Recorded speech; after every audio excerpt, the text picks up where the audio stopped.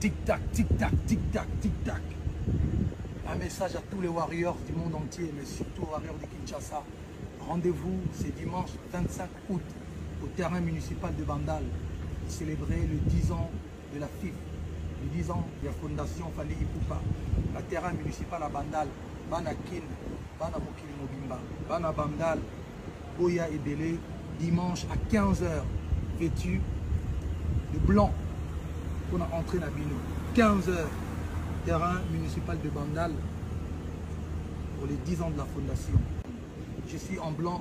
parce que Bino tout pour là en blanc. Dress code, droit d'entrée zaté. On a dit Pembe Pembe au Koti.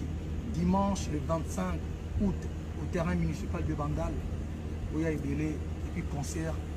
Peut-être Yasuka, Yakin avant tout que les bagotés Moussous. Tokos, on est ensemble. Aigle.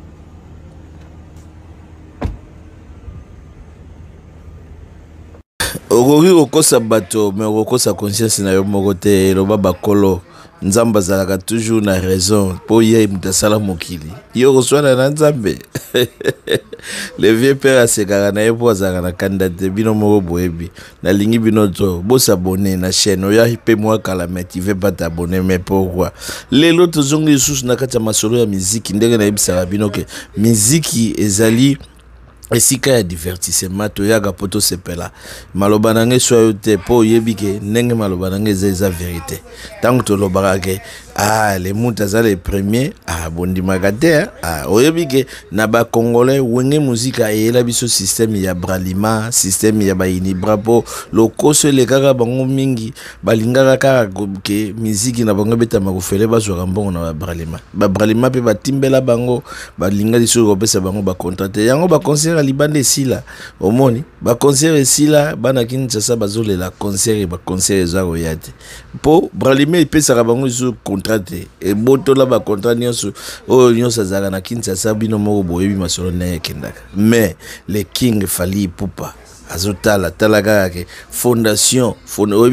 Fali Ipupa no oyo eza dirigé pa na ye moko le monto tala azobengisa bana bandali nyonso bakinwa tu bokende bo vivre ta esengo po asali 10 ans ya fondation et 10 ans wana akabi trop bao nyonso baganga na Kinshasa na nga patron nga iboye nga musicien nga inde patron ba musicien bakate bazotongaka bandako pe bandako ngo baotonga mikie biso tozofanda na bamboko tozomona ba musicien neti ba Jésus otala Jésus tala parler monene donc asombi lisusu na avion mais ba musicien congolais bakate ko banda na papa likoloti na se les restes o bazoka bezaka Fali Ipupa Weranson abanaye kokaba pe ba voiture Weranson abanaye kokaba na ya kala o balokota na poto depuis bana ba combattre bakala masolo pe bakoko abesila mais Weranson zongela kokaba